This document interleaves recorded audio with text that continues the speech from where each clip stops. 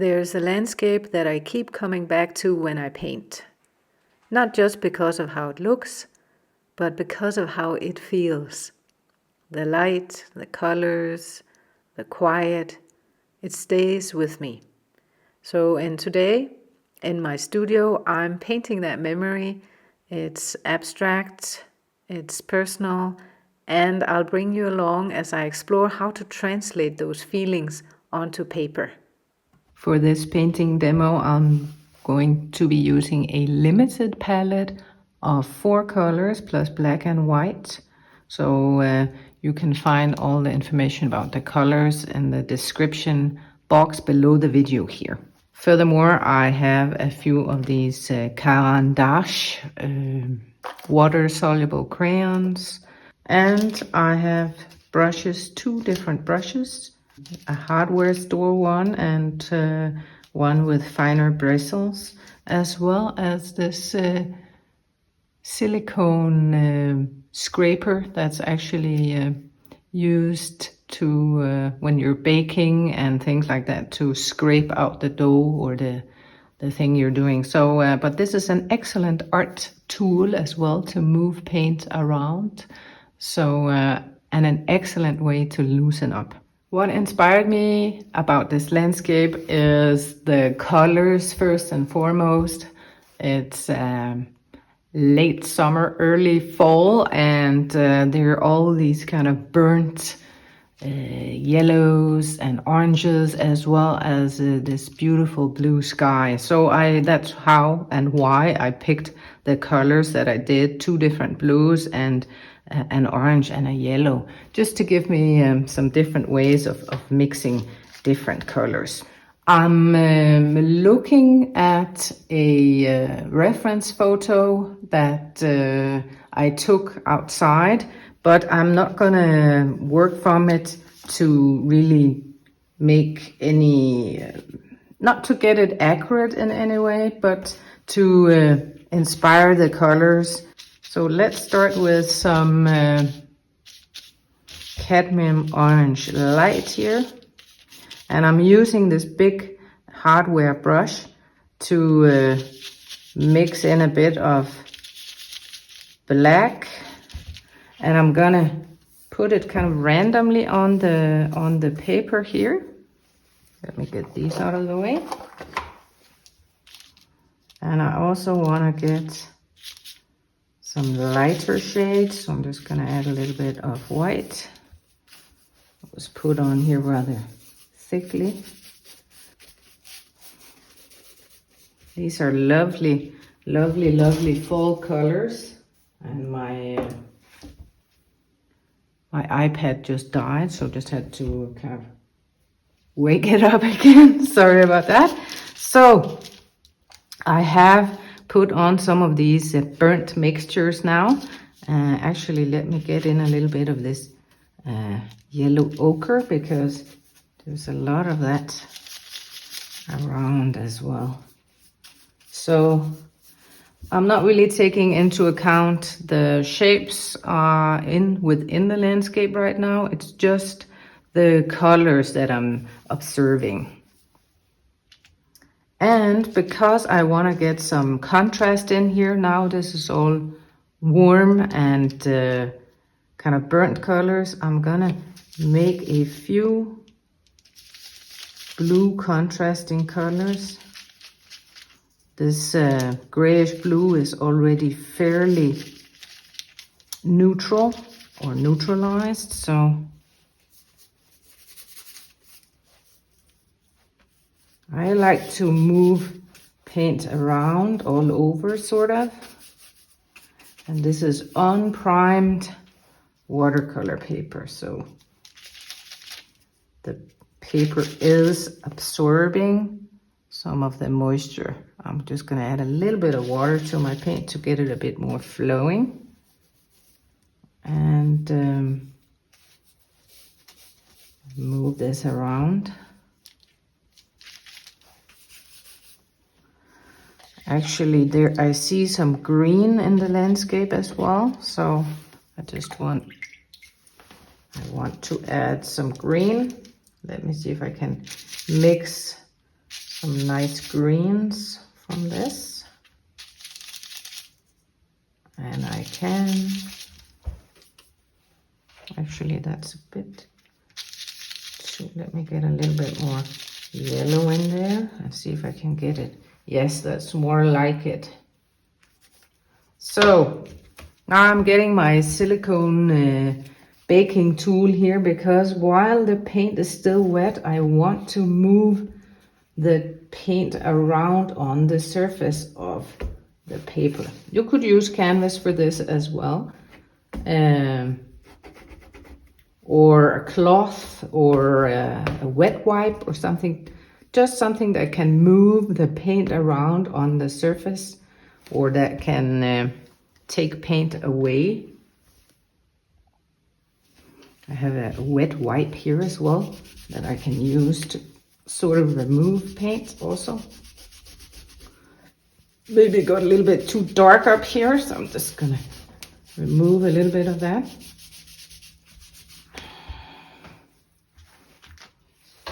And just wiping off the excess paint here. And oh, it's drying very quickly. So that's another reason why you can stay loose with this technique, is it dries very quickly. Acrylics, as you probably already know, so it's you can't really do anything. You can't think too long about what's happening because it dries. So you have to make a decision and then go for it. So it's very sort of intuitive way of painting. Now this kind of turned into a lot of neutralized color, so I do want to reintroduce a little bit of some pure color, and I really like this blue. It's a little bit too dark. Let's lighten it up a bit. Yes, I'm gonna get a clean brush for this. So some blue here. Lighten it up a little bit. Yes, there we go. And of course now I am thinking this is going to be sort of the sky area up here. So I do want some blue sky. I also like to take a little bit of that blue into the landscape here below. So I don't want to cover up all the layers underneath, but I am trying to stay sort of random with my marks.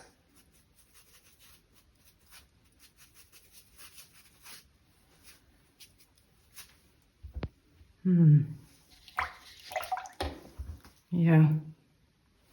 Maybe this is a little bit too orangey. Let me see if I can scrape that thing off, or if it already dried. Oh, I am able to remove a little bit of, see, when I'm dragging the silicone tool like this, you could use the end of a brush as well. Let's try that. Okay, it's already pretty much dried, but you can make these interesting marks. Look at that. And I like those marks.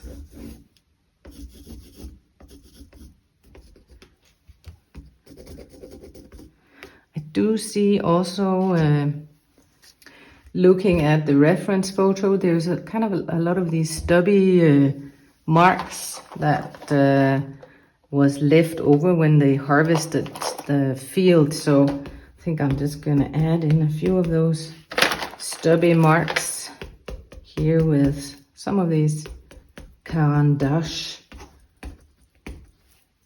These are water soluble, so it's actually possible to remove them sort of but I'm trying to be brave here and just put in the marks. Let's get a few darker ones as well, just as contrast.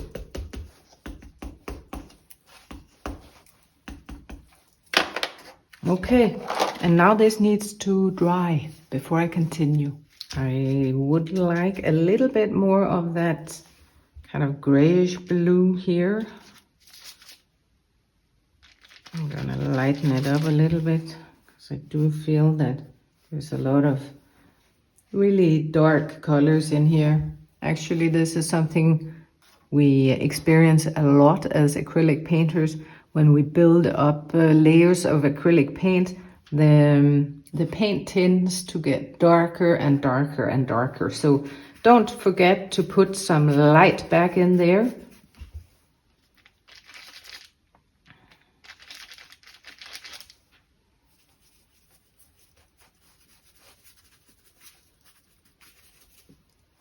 Okay, I don't want to overdo this. Stop. Oh, a little bit of it down here, I think.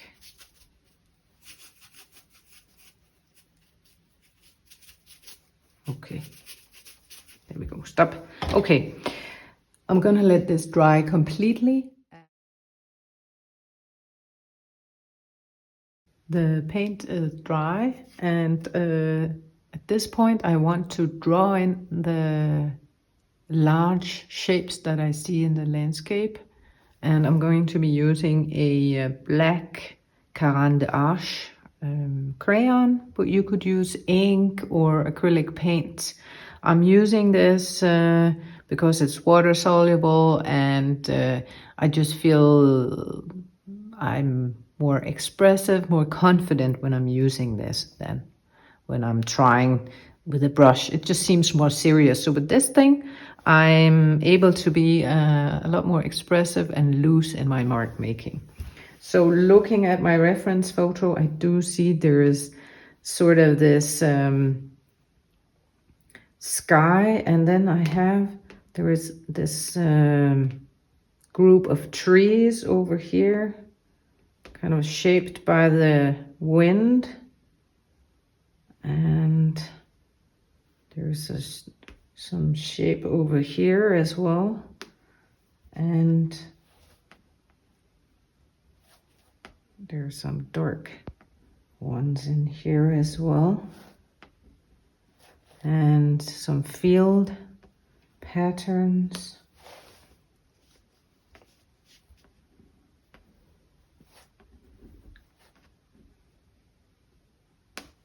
There's a bunch of clouds up here as well, but I'm just gonna keep it like this. I don't want to overdo it with this because it's very dark. The two dark parts where the trees are gonna go, I'm gonna mix a dark color. I don't want to use pure black here. I want to make it kind of a mixture of, let's take all the colors in here and make a nice dark mixture. So I'm adding it deliberately, rather quick and loose. And then I had this distant forest and trees over here. There's some shadows. Maybe I will leave it at that. There is some a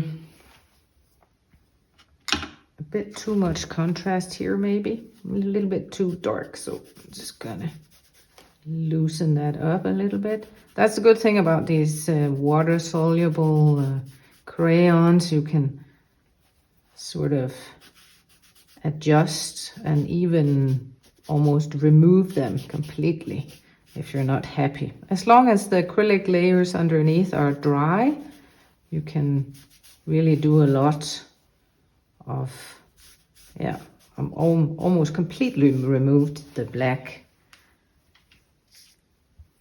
crayon here. Let's get a little bit more of that. Oops.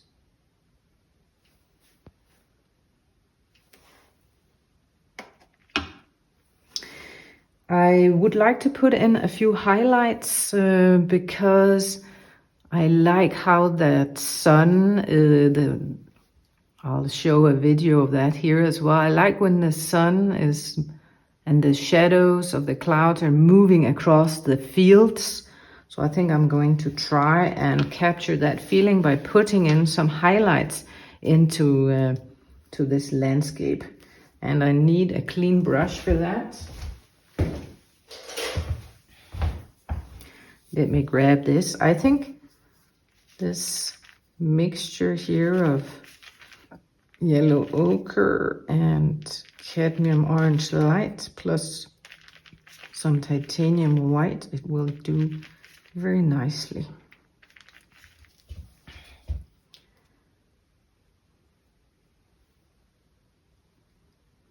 There's kind of a big shape here.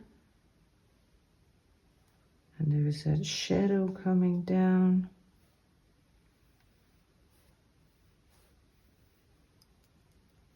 So what I'm doing here is that I'm trying to get some contrast into in terms of light and dark areas.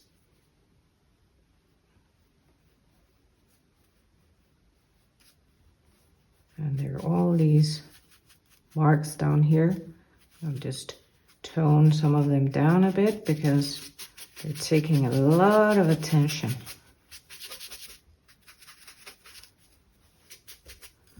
I'll get some marks in here to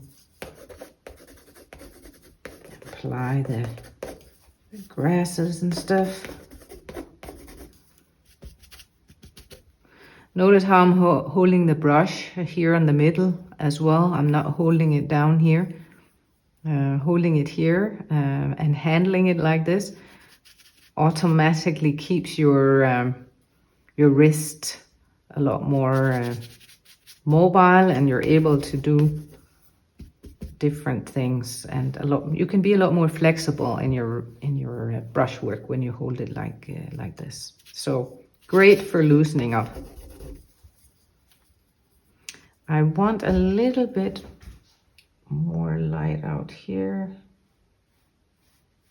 Again, I'm using a big brush because I don't want to get too many details in here. I don't want to get precious about it. So using a brush that's a lot bigger than what you think you might need is an excellent way to do that. And you see how the acrylic dries up a lot darker.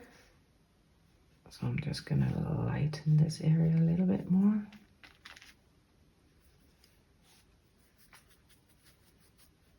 See how these marks are showing up underneath from my previous. Okay.